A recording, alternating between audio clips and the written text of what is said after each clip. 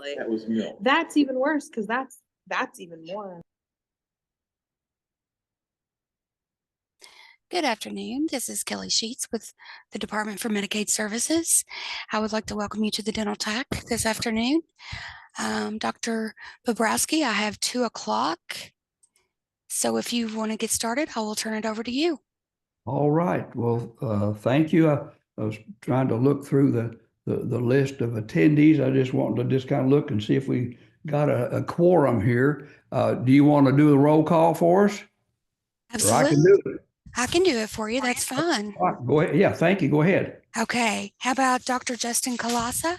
I'm here. Dr. Caitlin Patel? I'm here. Dr. BJ Malay? Dr. Joe Petrie? Dr. Carol Braun?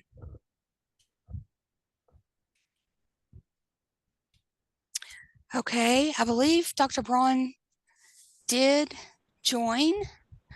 Maybe she's having some technical difficulties and got logged out. Here comes Sorry, Dr. Pet. I'm here. Okay, great. Thank you. And Dr. Petrie, I think, is logging in right now. Okay.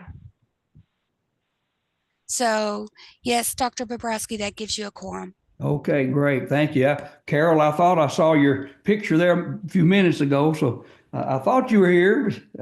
Hey, I know I've signed on these before, and it's like what happened? And now I've got a new update on my Zoom here today, and I hope I don't push a wrong button here. So anyway, I wanted to welcome everyone to our Dental TAC this afternoon. And first, I wanted to introduce our new TAC members, Dr. BJ Malay, who I thought he was going to be on here, so he may be just running late. But he's a Medicaid general practitioner from the Somerset area.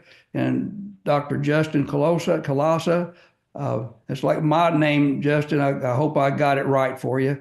But he's an oral surgeon from the Danville area, and we really appreciate their willingness to serve on this TAC. And Justin's also on the Kentucky Board of Dentistry, so he offers another avenue of experience, to this TAC.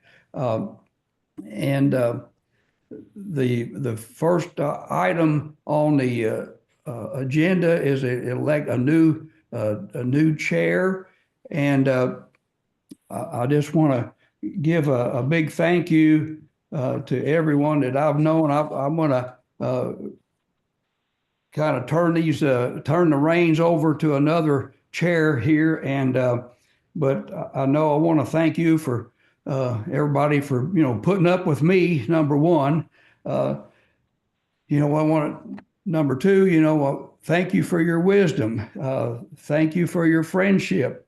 Thank you for your kindness, and thank you for your professionalism. And I know there's a lot of folks just that attend our TAC meetings and MAC meetings that do a lot of work behind the scenes that sometimes we don't know about or recognize. But I just want to thank everybody at DMS and the MCOs that I've gotten to know over the years, and the many TAC members that have come and gone. And I know sometimes folks have had to leave due to health reasons and things like that. But I just wanted to say a thank you from the bottom of my heart for everybody that has helped on our TAC. And really it's for the betterment of how we can deliver oral health care, to the citizens of Kentucky. So I want to just thank everyone for that. But I'll open the floor for nominations for a new chair, and even if we get a new chair today, I don't mind to finish today's TAC and then let you start at the next meeting, or hey, if you want to jump in here today, I'll sit by the side and help in any way that I can, going forward. And actually, Dr. BJ Malay is going to be taking my spot just on the TAC because I talked to him a while back about that. So, but the floor is open for nominations for chair of the Dental TAC. Dr. Bobrowski, this is Kelly. I'm sorry to interrupt. I just need to remind the members that when they are voting, in order to comply with open meeting laws in Kentucky, they have to have their cameras turned on. So thank you and apologies for the interruption. No, thank you. It's that's needed help. Thank you.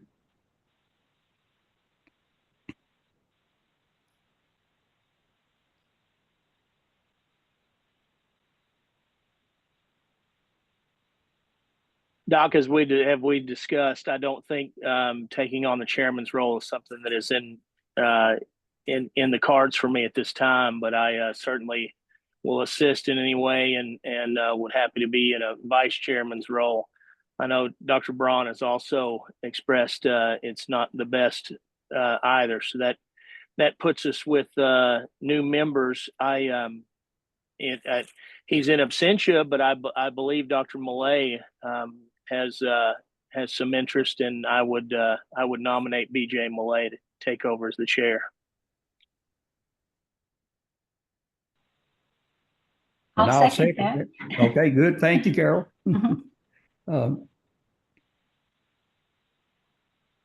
Any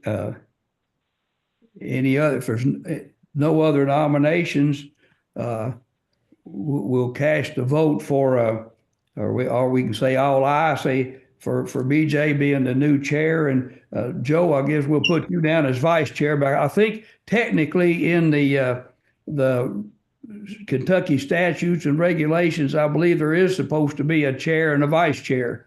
So we'll put both your all's names in there for those, and you guys that are doing these at any time, if you need my help or something on, you all got my phone number, so I'll help in any way that I can. Okay. And I don't believe BJ's on there just yet. So, Joe, do you want to run this meeting, or I'll finish it up? And go ahead. You've done such a good job putting this agenda together, Doc. I'm gonna let you keep rolling with it. All right. Well, we need a motion to approve the minutes of our last meeting was August the 9th. We did not meet in November. So we need a motion to approve the minutes from August. So the floor is open for that motion. So moved. Second. All in favor, say aye. Aye. Aye. Okay.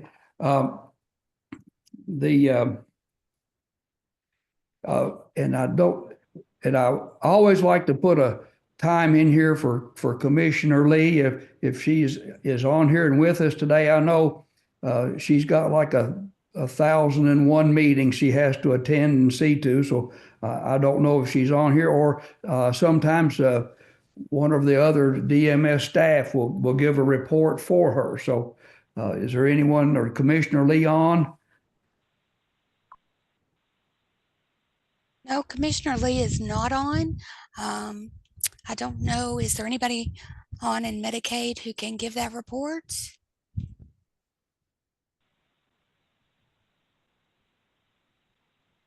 I can certainly take that back and ask Commissioner Lee if she has any comments, and if she does, I can send them out to you. Okay. All right. Thank you. We'll move on. At the time, I didn't have anything under old business unless something has come up that we can put under the other section that I've forgotten about. We'll move on to new business. And as you can see on the agenda, a lot of these are under the Avisus portal we need to talk about. And I did see where Jerry Caudle is on here, or Dr. Caudle, but these are listed down, just comments that have been made to me and to other TAC members. And I'll get another one on there. I got it just yesterday, but this was from another oral surgeon office, and they just said it's just a nightmare, working with it. So I hope we can work with something with Avisus on their new portal, and and you can see some of the comments there. And a lot of things that we're saying, well, it just makes it tougher on the providers to manage this portal. They kind of want to know, well, what is the purpose of the change to the portal? There's been a lack of communication. I've heard from several, especially oral surgeons' offices, that they've tried to contact or they've left messages for folks with Avisus and have not gotten responses back. Very slow. Everything is very different. They're having to, and that was another thing yesterday. I heard that again, is just having to process a lot of claims by hand.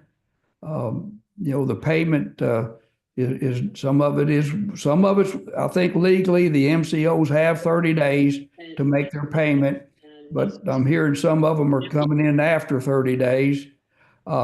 They can't trust the remittances like they were before, so they're having to go through each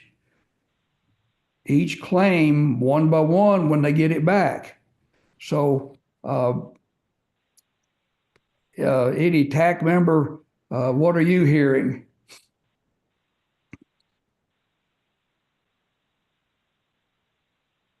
I can speak to it a little bit. So one of the things that we've noticed from the change is Avisus's portal doesn't seem to populate active members appropriately. And so one day it may be on there, the next day they may not be on there. And what we're having to do is do the legwork. So then we go to the Kentucky Medicaid website, they are active. Then we have to make a phone call to provider relations, send an additional email to show that. And so you can imagine this over numerous times that's incredibly inefficient when you're trying to run a high volume Medicaid clinic. So that's the big thing there. The second thing is the remittance or the EOPs. My office hasn't had a problem with delays in payment, but we can't appropriately run the EOP or when we get the money, we don't know where it came from. So we found a back doorway, which is my girl that works on this tries to find somebody that could have been on that EOP. It may take her once, she gets lucky, it may take her 10 tries. So she goes and finds that patient, and then she clicks on the EOP from that guess and then matches it to what our remittance was or what our payment was. And so there's not a way to just go to the pay date and look at the EOP in that manner. So those are the two biggest issues that the girl that handles all these for me, she's been doing it for 20 years in this office. And so those are the two big things that we've run into with the portal change, in addition to the other comments. But I try to come up with specific objective information to relay. So hopefully we can improve that. So that's what I have.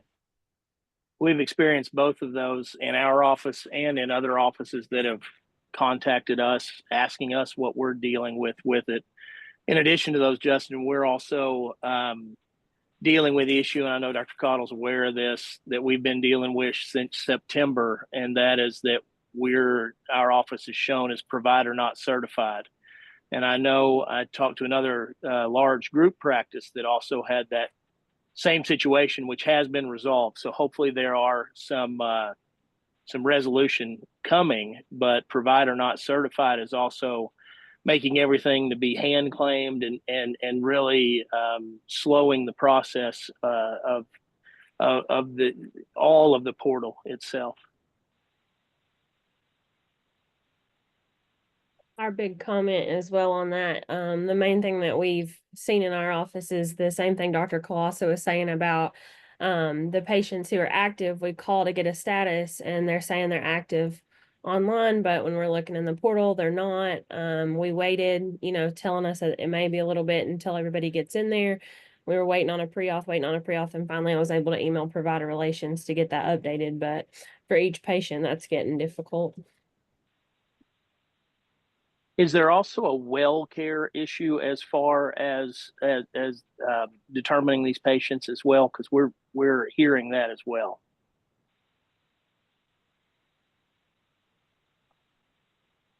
This is Melissa with Avisis. If I can jump in here, or are there more comments from other people that want to go first? Go Okay. ahead, Melissa. Okay, well, thank you for having me this afternoon. I did kind of want to start by saying that the reason why we migrated to a new portal in October 2024 was to move to a more modern platform away from the old unsupported technologies. So then in case we needed to do future portal updates or enhancements, those could be made more quickly and efficiently. So the end state of what we have now is going to be better than the end state of what we had before. Unfortunately, there were some initial challenges when we did our transition with claim submission and eligibility, benefit verification, and then some longer than usual wait times. I know that our IT and provider relations teams have been working really diligently to resolve all of those identified issues. And a lot of the issues have been remediated at the present time.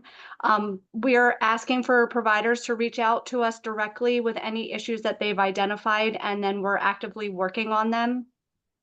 I know that our IT department is regularly pushing upgrades and enhancements to the system. Our lag in the portal and the timeouts have improved considerably since the last TAC meeting, and we're continuing to see an increase in speed. I know that eligibility has been an issue, and our IT team is continuing to do these large pushes to update eligibility on the portal. And if there's any discrepancies on what providers are seeing and from the member and on the portal, to just please call us and we can address those individually, and we could address those pretty quickly. I know it was a little tough in the beginning, but we are over the hump. We are kind of rounding the corner here. The good news is that we don't migrate to portals very often. So once we are done with this and we're in a good spot, we should be good to go. And I do appreciate everyone's patience as we work through those issues. Thank you, Melissa, for that report. Do you have a better number? Because I've had several people contact me that they either contacted the number that they had and left a message. Nobody got back with them from Avisis. Do you have a better number that we can try to get out, or that maybe you all could send out a letter to your providers that, new contact information or something? But Yes, of course. I mean, I can definitely send that. I mean, we have our provider relations representatives, we have our call center, we also have email boxes that I could drop into the chat if needed. And actually, our provider relations manager in Kentucky is on the call, and she can address additional ways that providers can make outreach to us. okay. Great. Melissa, when do you anticipate resolving these issues? I know we've had a number of practices speaking here today, a number of practitioners, and I've had a number contact me, and I think we all have. All Politics is local, and we were one of the practice that was asked to start using the portal before the launch. So we're going back to September, and here we are in February, 5 months later, and the same issue we had in September of provider not certified is still our issue. All of that's been compounded by the issues with remittent advices and with the issues of eligibility. But the original issue that we had 5 months ago is still there. At what point do you think our practice and others that are still having these issues will see some resolution? It's a great question. I don't have an end date as to when everything will be working perfectly. In a perfect world, you have it rolled out and everything works just the way you planned. And unfortunately, that's not what happened this time around. I know that we've made progress, and there have been a lot of issues that have been remediated. And when providers do reach out to us, we're able to address those issues and get them fixed. So if that issue is still persistent, would you mind just reaching out to the provider relations representative to make sure that we could get that remediated for you? It's just we have to enter tickets and then those are triaged, worked, and remediated. Or I if I think may, yeah. apologies, and if I may, Michelle Rush with the visas as well. If you can put your contact information in the chat, I'd be more than happy to take that back and get the appropriate person to reach out to you to try and resolve that. As Melissa was trying to say, some of these things have been fixed, and then another fix will go in, and then another provider might have an issue, and we're trying to deal with them situationally as well. I'd also like to, if I have the opportunity, I'd like to also introduce Michael Scott. He also joined the call today, and he is Avisa's COO. He has recently joined us as well. So he is on and listening to your concerns as well. But if you give me your contact information, I will handle that for you directly. I do appreciate that. I will say that I would wager that our number of contacts has probably exceeded just about everyone else contacting you all. So we've had some great response, but it's been 5 months. I've contacted Tresha and Tori and Dr. Cottle and everybody down the line, and some have been very responsive. Some have not responded in any way. So I will certainly put my contact in. But it's not just our practice, but knowing Understood. that we're going on 5 months in ours, I don't know what everyone else is experiencing.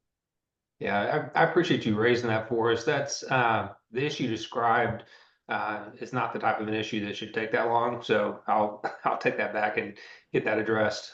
We do have issues like eligibility. Those have been more challenging because it's an ongoing. There are new issues that arise, that are different from what we had early on. So you may as an end user end up with a eligibility problem that looks the same, but we have had, a lot of issues solved and the new issues pop up. So, but we'll continue to refine that. I did want to make a comment on the where we are on the payments, because I think that's important. One of the side effects we've had with this process is that we did have a pretty good number of providers that began submitting their claims in paper, whereas historically they've submitted it through our portal. I would say that our volume on that is we probably are getting about half the level through our portal from what we did historically. And so there's and a lot of that really has to do with the issues we had at the very beginning of the launch, and then behavior shifted and it hasn't been able to shift back yet. So that the impact of that is that because we are getting so many more paper claims now, those are more time consuming to process. And so we've really started to have a backlog of paper claims. So, if you're submitting through EDI or through the portal, those claims are processing in normal times for us. But we are struggling with a backlog in our paper claims. I believe I've got a work plan in place to get that backlog eliminated in the next 30 days. So I think we'll probably have another 30 days of slow pay on paper claims. But we'll address that, and we're also trying to have some provider education to get people to shift back to either EDI or the portal for the submission of their claims because those are processing properly and appropriately. And this is going to be obviously an ongoing process where we'll continue to take feedback in terms of where people don't feel the portal is user friendly, where there's any functionality that used to be there that's not there now, and we'll continue to drive through enhancements. So we do think the biggest problems are behind us as it relates to our government dental business. But we also acknowledge that there's clearly enhancements that we need to do to continue to upgrade the portal. Do you go by Mike or Michael or? Either one. Okay. All right. Well, thank you for joining us today. And Michelle and Melissa, thank you all for joining us today and giving us a report on that. This is just one of those things that a lot of practitioners and Medicaid providers, you know, sometimes they know you don't mean to cause problems, but it's just one of those things that comes up with technology. And I did read, well, it's just the other day, I think is after I had already sent in the agenda, that I did read that one of the, because I put on there what was the purpose of this change to this portal, but I think I read somewhere that one of the reasons was to provide better security, you know, by using the portal. So, I mean, and I know that's a huge concern of mine and a lot of people with our computer systems, is just protecting our patients' information. Any other comments from any TAC members on the portal or questions? I would only say that I understand that backlog. The frustration there is when we are asked to pay per claim because of the issues with the portal, then the backlog creates, and surely we're not the only one in that situation. So we're creating your backlog problem, but it is a portal issue on the front end, or specifically in our case, is a provider not certified situation, and then compounded by the remittance advices and then the eligibility that we've talked about going from there. But thank you very much for your assistance. Yeah, absolutely. Thank you.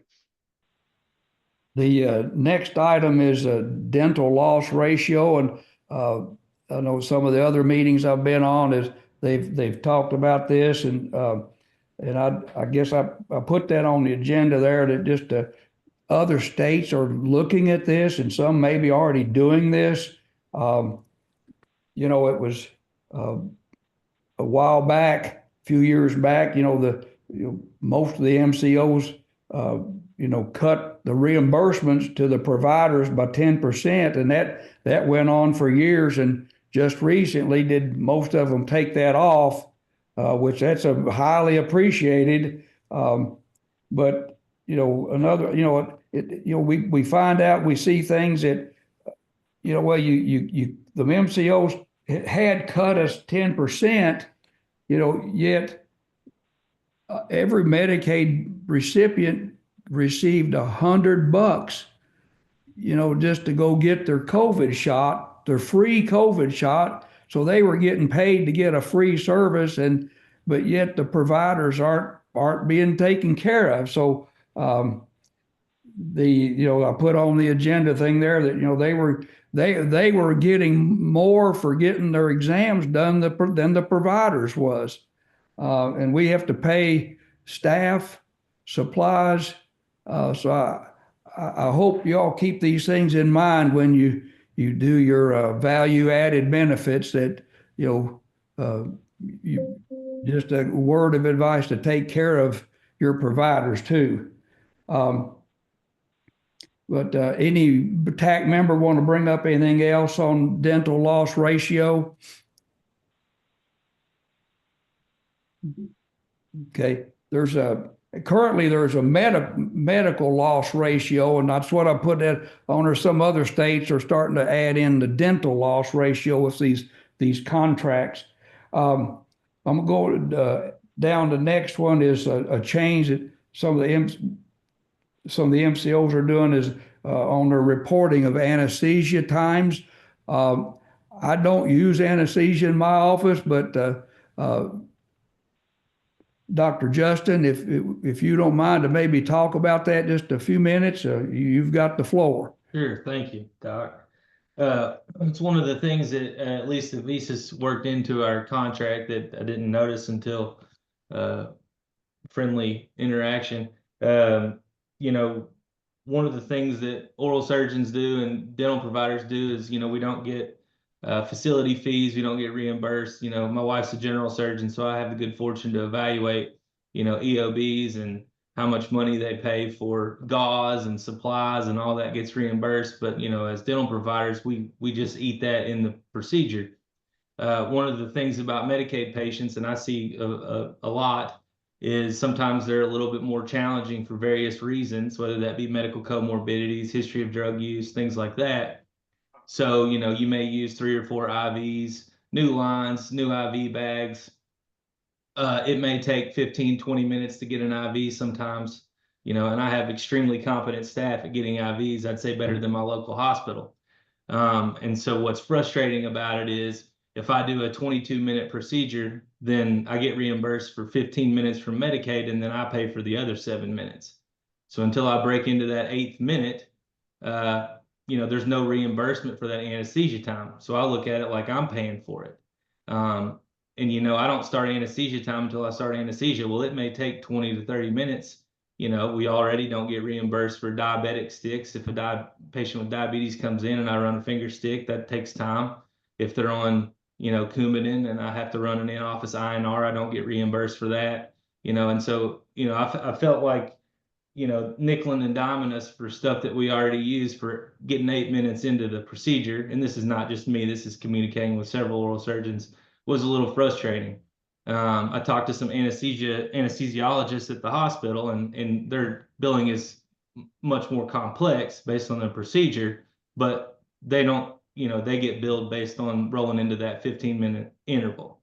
So, I felt like it was a little bit of a disservice to your providers that, you basically make the oral surgeon or whoever's providing the anesthesia cover the first 7 minutes of that. And that was kind of a new thing. I didn't train that it had to be 8 minutes in to bill for it. The ADA doesn't make that, specifically clear. But I think we all know the intent is if you start into that second unit of anesthesia, that should be covered. So that's something that several oral surgeons have communicated with me, something I've personally found very frustrating with the amount of cost sometimes and the amount of time and difficulty these are, that would be a change from at least a Avisus.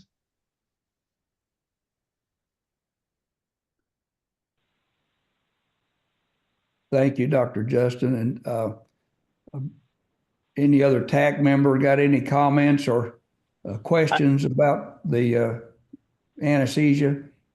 See, Dr. Rich has his hand raised. Doc. Sorry, I had my hand raised, but then I had to get off mute. My apologies. Hey, good afternoon, everybody.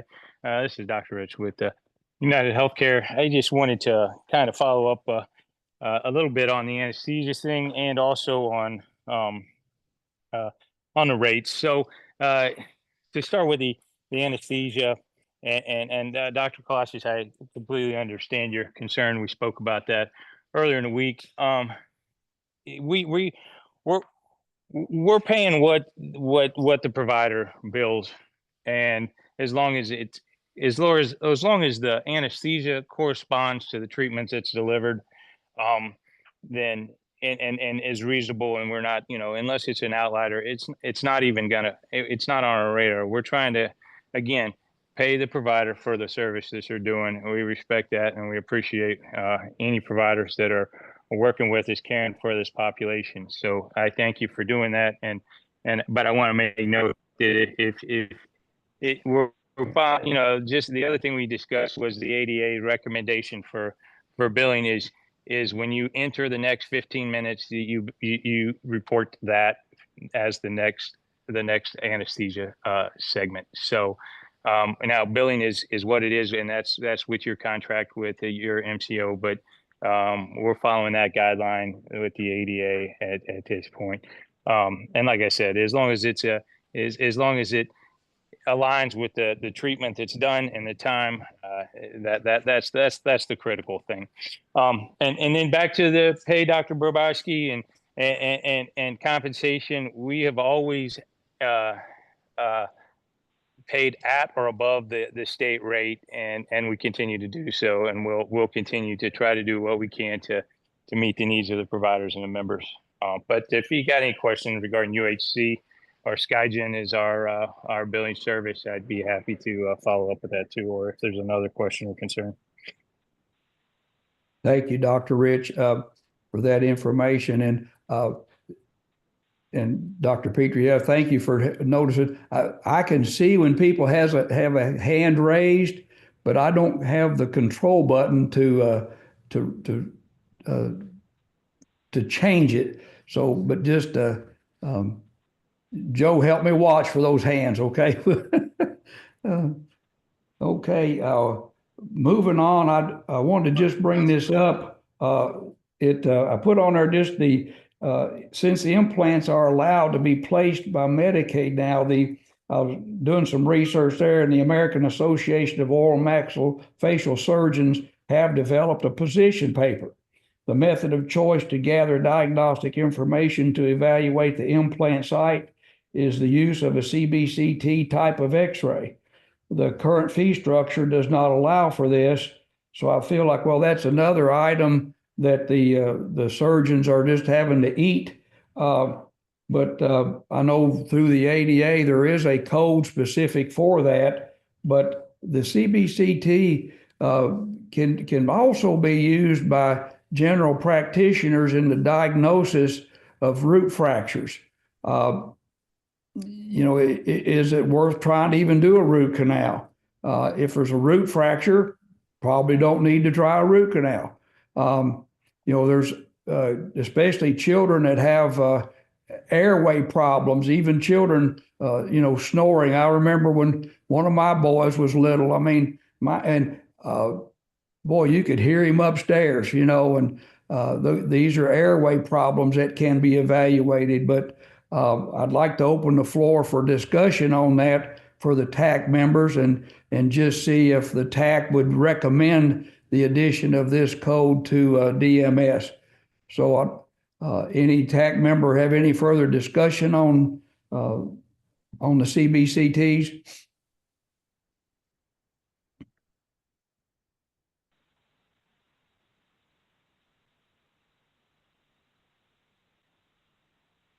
Hearing none, is that something that I know Dr. Colosso on your all's business, and I had it in here in one of the other, I think is another item down the list. It's like maybe by the next meeting, maybe could find out how many implants were, but you may have that information today, but how many implants were actually completed in the state or paid for by the MCOs for 2003, and may have the data for 2004 now. Dr. Bobrowski, I do have that data completed. I can send it out in the follow-up email this afternoon. All right, great. Thank you. See, that's what I mean. I know there's a lot of folks doing stuff in the background and helping us and using that data and that information to guide implementation of care. The next item, I'm going to make one more note here for myself.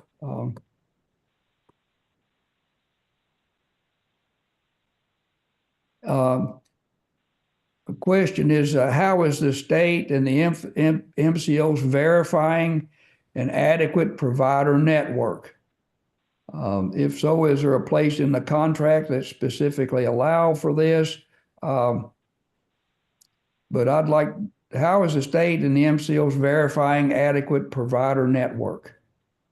Hello, Dr. Bobrowski. This is Angie Parker with Medicaid. And first, I want to say you will be missed, and we want to thank you for your service on this TAC. You're a breath of fresh air every time. So I know that you will be missed. Thank you. Leading this TAC. To answer your question, how do we verify adequate provider network? That is a challenge. We do get monthly reports from the MCOs on what their network looks like, and they are to maintain, and I don't have all the numbers here as far as the percentage, but there is a certain percentage that they are to make sure is in place. Now, we do know that there are challenges to this for each MCO, and knowing that whether or not there's enough dentists in a certain area. And sometimes they may have to ask for exceptions, but they are still if there are holes in their network, they are to work with the member to try to get them to a place where they can be seen. If there is language in the MCO network regarding network adequacy, and we are currently working on a report to find out whether or not a provider has not billed within the last year, and this to identify what type of providers they are. And if they aren't, why are they being counted on the network adequacy rolls? And if they are, should they be? So there is a lot of oversight with this, but we also recognize that sometimes there are holes in the network that are challenging to fill. Okay, thank you. I just know I guess a couple of years ago I reported about this, and I know there was a dentist over in another county that he told me that he says, Dr. Garth, they've still got me listed as a provider for Medicaid, and I quit 20 years ago. So, but I think what you answered kind of my question on that was, well, if you all are asking the MCOs and folks within the last year, you know, who has billed, well, then that's a good idea to find out then, well, are they still participating or seeing of, I know there's several providers that they've kind of cut back on their Medicaid patients, and they're seeing certain families that they know need extreme help, or they're reliable to show up for their appointments, and they just need help. But I'll thank you for that information. Appreciate it. You're very welcome. And again, we'll miss you. Well, thank you.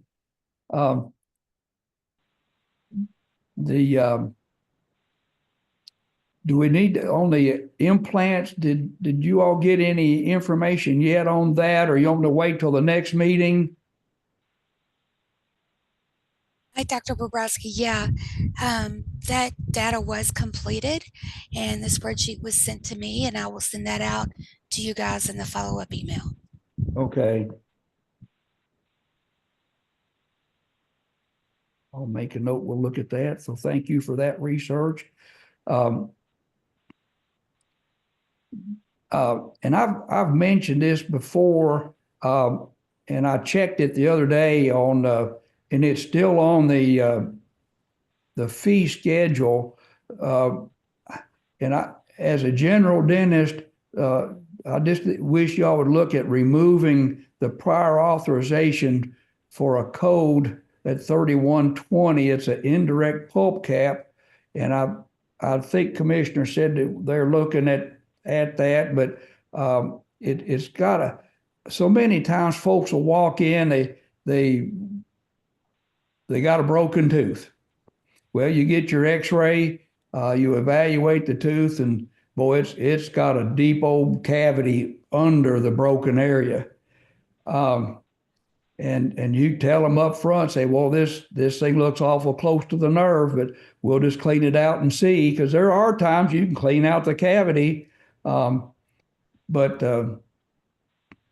it doesn't get into the nerve. So, but it's so close that you'll do your indirect pulp cap, but I don't have a pre-authorization done.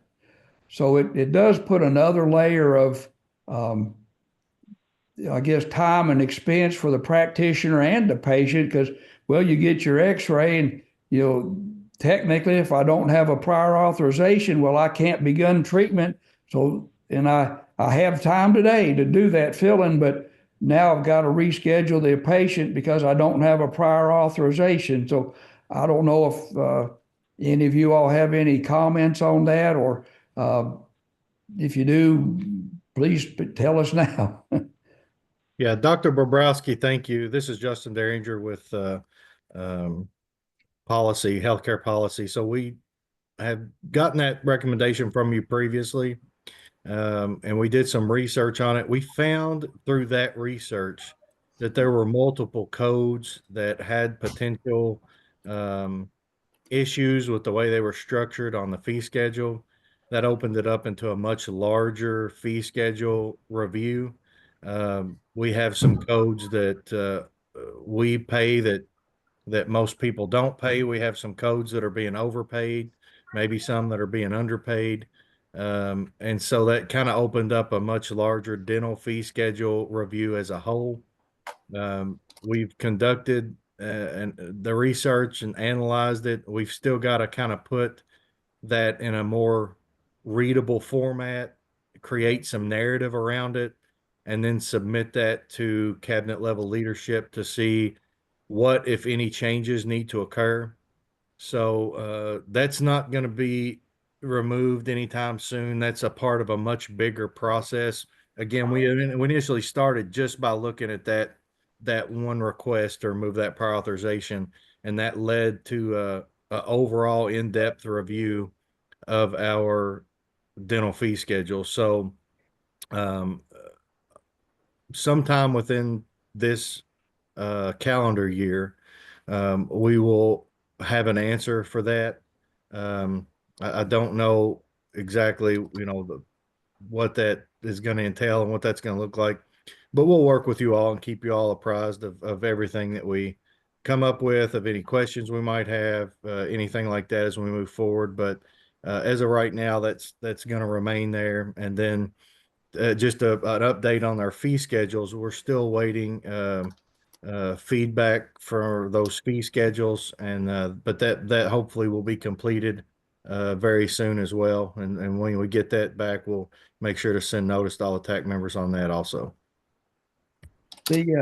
And Justin, we really appreciate all the work you and your crew does on evaluating these things and doing the research that it takes. Because I know there's been some nights that I can't sleep. I just get on and look at the fee schedule, and that's odd for a guy to do that at 2 a.m. But sometimes it's the house is quiet, the phone's not ringing. It's a good time to get some work done. But I know there was a while back, I think I had gotten a meeting request from your all's office, and I sent in some available times, but I never did hear back from you all. So I figured, well, maybe you all got it worked out or something. I don't know, but and I did get a email the other day and I noticed she's on the call today. I'll bring it up now, but just from Ashley, I may mess up your last name, Madras. Yes, sir, that's correct. All right, yes. One of the codes was and I think I did send you in a response on that, because it was kind of like the word crown was on the fee schedule, and it had down 1 per 5 years, like the adult crowns, but the question was on the children's stainless steel crowns or the aesthetic coated primary teeth crowns. And I've got the exact wording here, but you know what I'm talking about. But the thing, and Carol, this might be a good one for you to help respond on. This one was what I have seen, and I feel like I was the pediatric dentist in our area in rural southern Kentucky for quite a while, until we got Dr. Heather Wise in the next town over. She's a pediatric dentist, so boy, that took a whole lot of load and worry off my mind, because she was able to come in and help. But and Carol, this is where I think you can fit in on this, is just in terms of stainless steel crowns. I didn't have too many that came off, but boy, a lot of times when they did come off, they were cracked, split, just not usable again. But the tooth was still able to have another crown put on. But with that 5-year rule, it's like the child's here. What do I do? Just pull it? And you don't know exactly what's happening until you look at it. So that was a question you, but Ashley, but Carol, do you want to talk first about that, or do you see it happen very much? Or I do see it happen, and this language was something that was put in probably 2 or 3 years ago when they started covering more crowns on adult teeth. And the construction and the placement of these is not at all like you would on a permanent tooth. And while you want it to last as long as you can, if you place a crown on a child when they're 4, and the expectation is that it stays in until it's supposed to come out at 10 years of age, the abuse that goes to those crowns is much different than the abuse that goes to permanent teeth. And they are not the technique is not the same. So to consider the life and the replacement life the same is absolutely apples and oranges.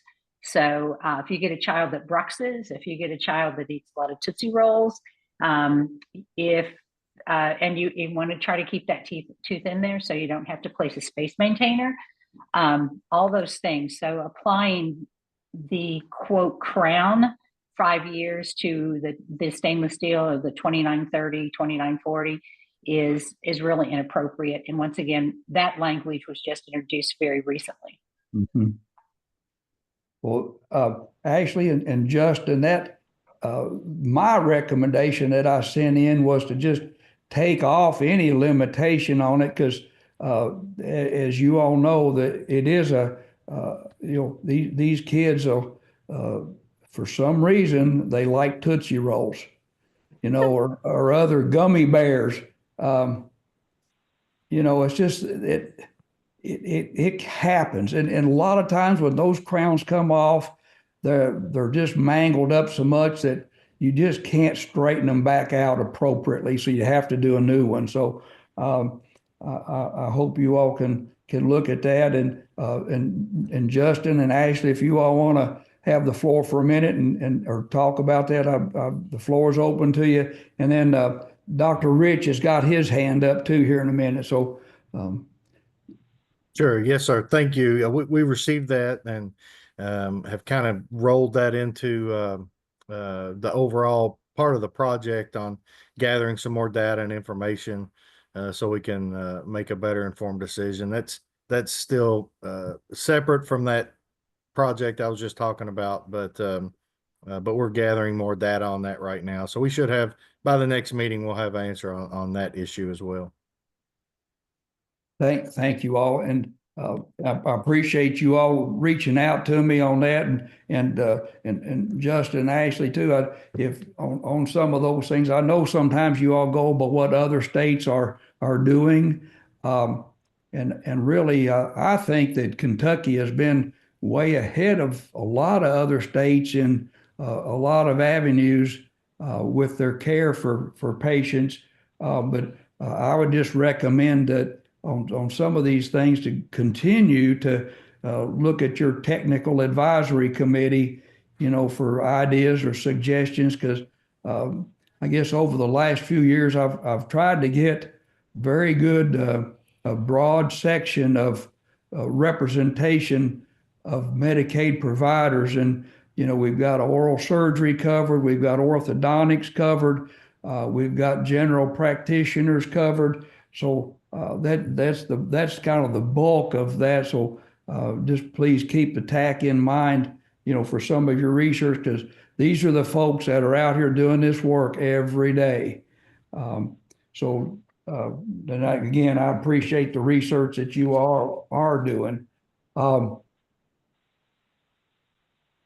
The next thing I had a question on was, are the MCOs doing any subleasing? Dr. Bobrowski, did you want to let Dr. Rich and Dr. Cottle talk about that previous issue? Yes. Thank you, Justin. Dr. Rich had his hand up first. Thanks, Dr. Bobrowski. Hey, I really wanted to go all the way back to the prior authorization thing that we were talking about just a little bit ago.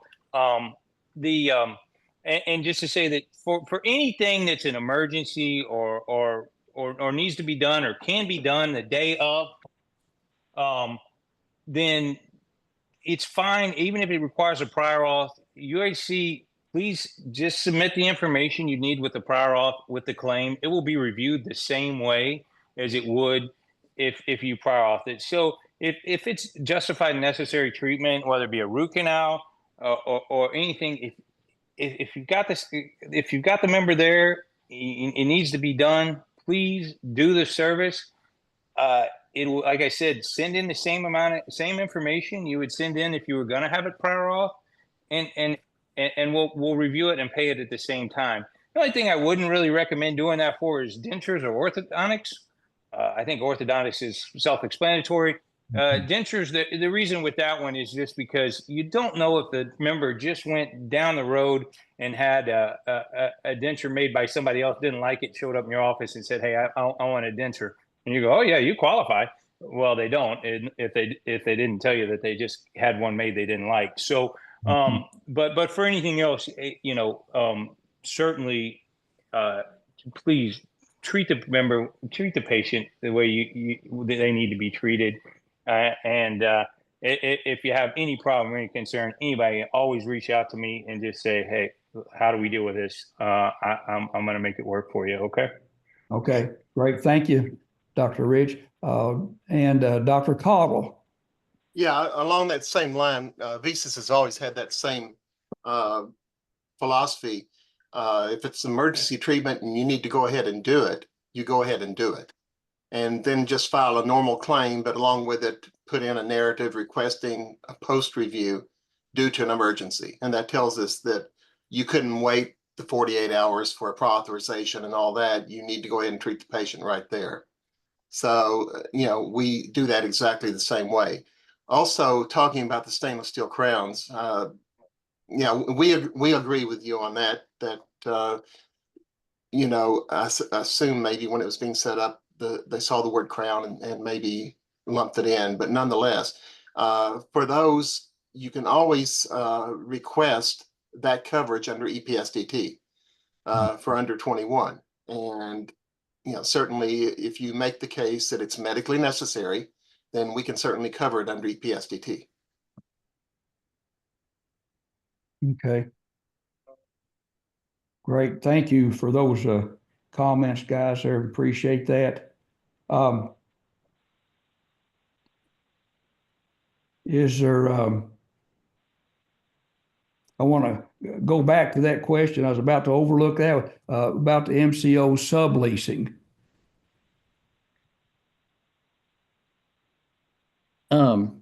Dr. Bobrowski, Yes. Stuart on with WellCare. I'll touch on that briefly, but I mostly got because I wanted, you will be greatly missed. And I've been sitting there trying to think. I don't think I can adequately commend you, no matter, obviously, over the years there've been maybe, I don't know, not necessarily controversial topics, but you have always 100%, no matter even there's a disagreement, never disagreeable, never uncivil, never unpleasant. It's always been human to human conversation, and you would be a role model for our elected leaders and politicians. They really should. You would be the perfect role model for that. And I really can't commend you enough. You absolutely will be missed.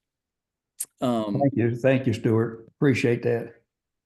Regarding the subleasing, WellCare did close because of more of, remote work. Close a couple of offices and have subleased those. Is that what you're asking about? Kind of, yes. So those were a couple of offices that were closed. So that term sublease, that just means you all found another office to take care of those patients? Okay. Well, I was just saying, us personally, like offices that we have for staff, and so we didn't need them as much due to remote work, and we were leasing from a company, so we've subleased to somebody else. I didn't know if you were talking about that or something else. No, that's fine. Just yes. That was more for remote work. Okay. Gotcha. Can I ask you, since you're stepping down from this, are you going to run for office, like maybe Senate or something? I would support you in that. Oh, I appreciate your comments and stuff. I'm like you. Just it's gotten to the point where I don't even like to listen to the news on any channel. It's just, and I had one of my assistants, her husband just retired from working, I think 30 some years at Through the Loom. He drove from here to Bowling Green every day for almost 30 years. And that's about an hour and 15, 20-minute drive every day back and forth. And his wife said, boy, he came home and all he did was sit around and watch the news. And I said, we can't do this. He was getting so depressed and mean. And but he finally got, I think he got another job. He said, I think he's doing some janitor work at one of the high schools here locally. So he went from administrative job at Through the Loom to being the janitor. So, hey, that's, I'm thinking that might be what I need to do too. Yeah.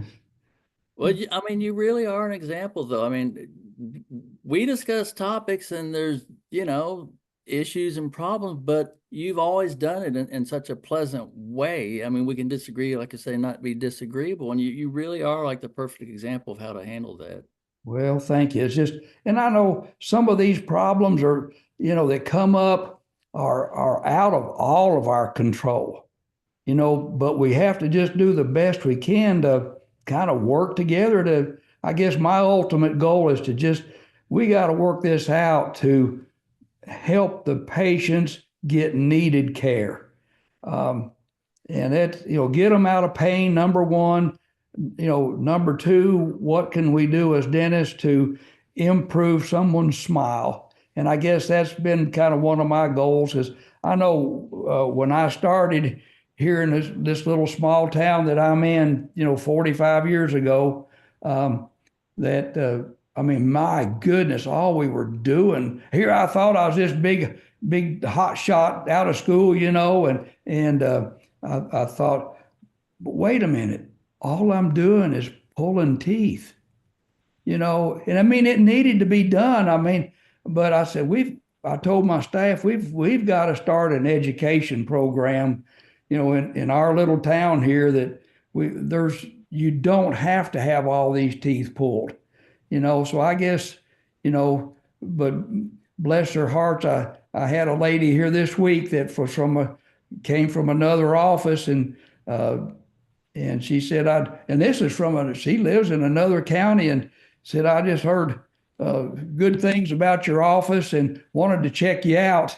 And, but she's got periodontal disease and every one of them need to come out. But, there's factors that are involved and this was her factor. She was scared to death, to come and see about it. She said, some of my teeth have already fallen out on their own. It was that bad. And people are just afraid.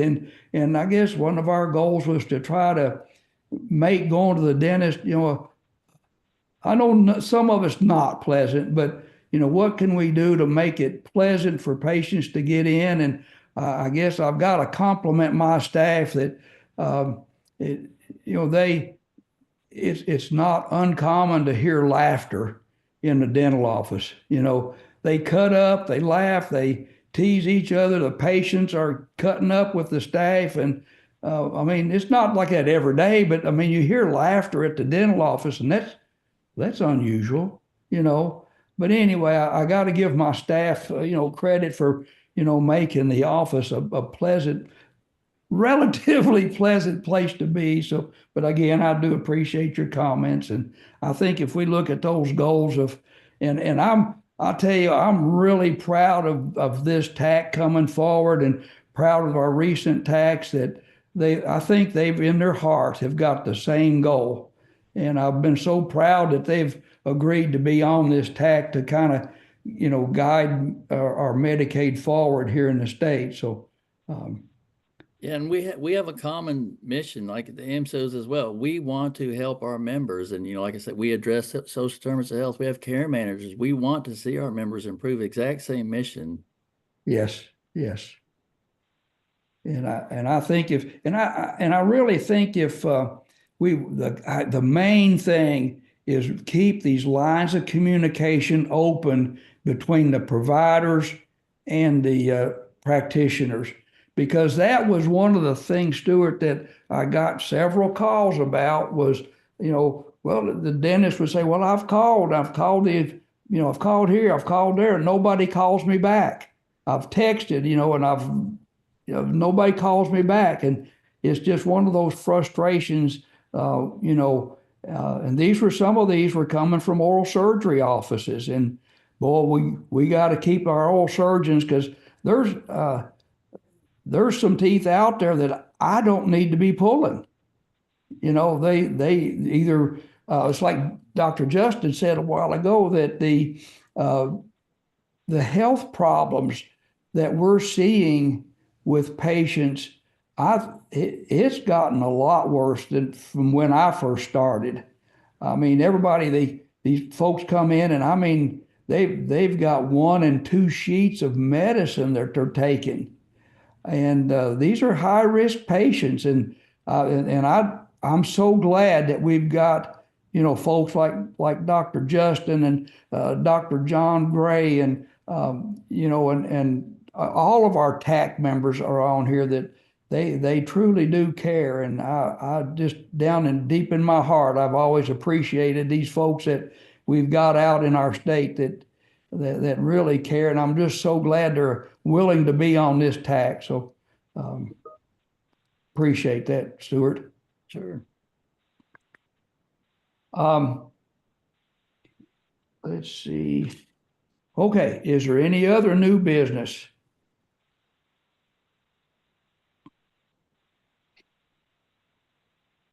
Okay, hearing none. Are there any motions that we need to take to the MAC for the new folks? I'm also on this committee, but I may have to look at that one too. But that is the Medicaid Advisory Council. Now they are looking at a federal change that it's going to be called the MAC/BAC, BAC, which is going to add more consumers and consumer input into their treatment. So that's going to be changing here, you know, this year and next year. But you know, you can get more information on that by following the website at DMS there. So that'll be a place to look at for that. But I don't hear that there's any motions for the MAC. Is there any other business that we need to bring up, or anything from any of the TAC members that we might need to add to the agenda for the next meeting? Will be May the 9th. And I think Kelly has got those on the website, if I'm correct. Kelly, you've got those on there. I think I saw them the other day. Yes, sir, that's correct. All right, good. Thank you very much. And they're always Friday afternoon, same time, same channel. But I don't hear any other questions, no comments. So I will say we need a motion to adjourn the meeting. I'll move. Thank you. Second. Got a second? And all in favor, say aye. Aye. Aye. Aye. All right. Goodbye, everybody, and thank you all so much. Thank you. Enjoy the weekend. Thank you, Dr. Babaski. Thank you. Thanks, Garth. Thank you.